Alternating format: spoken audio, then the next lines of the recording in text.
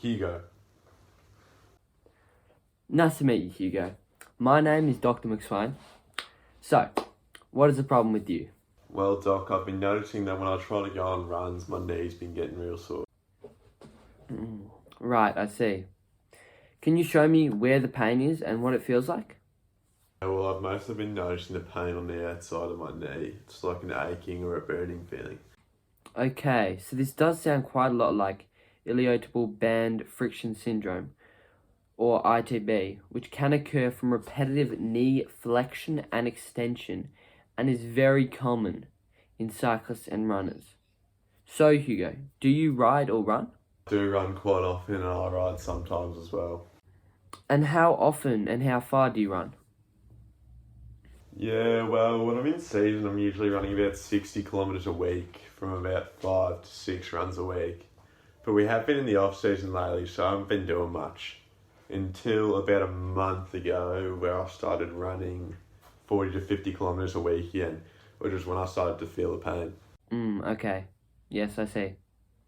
So one way that can be a cause of ITB friction syndrome is when an athlete such as yourself suddenly increases their weekly mileage, as you did when you went from doing nothing to 50 kilometers a week. This increase is putting your ITB band under a lot more friction, force, and stress than it is accustomed to.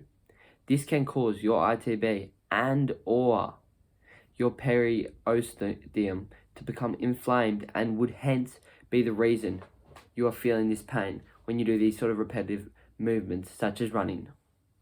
Yeah, right. I see what you mean, Doc. But if you don't mind me asking, what is actually going on to make it all inflamed? That's a great question. Yes, well basically, your ITB band runs lateral to your quadricep and hamstring. And when you're in anatomical position or extension of the knee, your ITB lies anterior to your lateral femoral epicondyle, which is the bone posterior to your patella. So it's behind your patella. Patella's here. But when you flex your knee joint, the movement you do when you run, the ITB band shifts posterior to your lateral femoral epicondyle.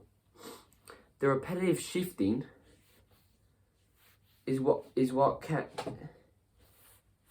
can cause the irritation and inflammation of the ITB friction syndrome. What I likely suspect you have. I'll calm down. Yeah, right. Yeah, that makes sense. Now, to be completely honest, Hugo, ITB friction syndrome is one of the most common injuries in runners who present with lateral knee pain, which you have, and it is responsible for 22% of all lower extremity injuries. And this, with the fact that you suddenly increase your workload of running, it isn't that surprising that you've developed this injury, Hugo. Right, I see. So, what does this affect, Doc? Well, Hugo, as you can see here, only one of them is marked, but the most common places for pain is at the lateral side of the knee joint and the lateral side of the hip joint. Okay? This is where the ITB band, this is where your ITB is. The painful area may be just around the joints, but as you know, Hugo, this injury can affect your entire stride and can sometimes alter or hamper it. If your stride is altered, it can lead to extra stress being put on your gastrocnemius, quadriceps, and hamstrings while you run, which can build up and they can become a lot tighter than they usually are. And Hugo, as you may know, sometimes the pain is too much to bear and you cannot run at all. I mean gastrocnemius. ITB friction syndrome can be an injury that an athlete struggles with for long periods of their life if it is not dealt with correctly. It is important that you are consistent with maintaining good health of the ITB and the surrounding quadricep muscles, because if you are to become lazy in strengthening and stretching the adequate muscles, there will likely be a resurgence of the pain and issues. So, what is the best way to rehabilitate your body from ITB friction syndrome? Or better yet, how can I prevent it altogether? ITB friction syndrome is often caused by weakness in the quadricep muscles and the knee joint, as there is extra strain put onto the ITB.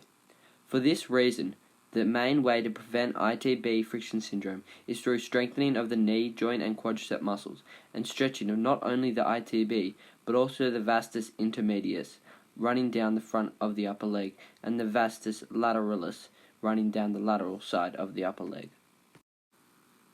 There are many stretching and strengthening exercises to prevent ITB syndrome, most of them linked to strengthening and lengthening the quadricep muscles. Two of the main and most effective prehabilitation exercises for ITB syndrome are side leg raises to strengthen the vastus lateralis, glutes and hip adductor, and foam rolling on the lateral side of the quadricep to stretch the ITB and vastus lateralis. If you have a foam roller, grab it now and try rolling out the lateral side of your leg. First, place your foam roller on the ground and place the lateral side of your leg on top of the roller, as seen in the video. Cross your other leg over the leg on the roller, then roll back and forth. Repeat on each leg. If you don't have a roller, you can substitute the roller for a hard ball or even a pipe. Many of you will experience that rolling the lateral side of your leg is bloody painful, as there is a lot of tightness, hence why ITB syndrome is so common. Now, rehabilitating from ITB syndrome. When rehabilitating from ITB friction syndrome, you must stop all activity for up to 6 weeks. Then you may be able to gradually start building back into exercise when pain is completely eradicated. However, if the pain resurges at any point, you're back on the sidelines, as you must stay on top of ITB syndrome or else it can plague your career for life. If there is no pain and no restriction of movement, it is still important you continue to strengthen and lengthen exercises to remain healthy. When rehabilitating from ITB syndrome, the physio will first analyse weak or tight muscles, which would likely have caused the injury. Then he will assign specific exercises to account for your needs. This is vital as ITB syndrome can be caused by a number of factors, so general exercise might not account for the right muscles. Say, for example, you have weak and tight hip abductors causing ITB syndrome. The doctor may assign you side leg raises, as demonstrated before, lunges, as seen here, and rolling out the medial side of the quadricep, another bloody painful exercise which you can try now, as seen in the video. This all helps strengthen and stretch your specifically weak hip abductor in this situation, to try and make the other muscles have less strain to keep up with the particularly weak area. Interesting facts about ITB syndrome. Jeff Galloway is an American long-distance runner who went to the Olympics in 1972 to run the 10,000 metre event. Jeff Galloway battled with ITB syndrome for a lot of his career, but he found that when rehabilitating, he was able to run through the pain and keep preparing for races. Jeff now has a huge training organisation for helping runners improve their technique, power and endurance, and to help mitigate the chances of injury. Some people with ITB friction syndrome who don't rehabilitate properly and attempt to run and play through the pain for long periods of time may develop chronic inflammation. If chronic inflammation is developed, it means that their ITB is now practically permanently inflamed, meaning they would require surgery and certain portions of their posterior section of their ITB would have to be removed. So do your rehabilitation, kids.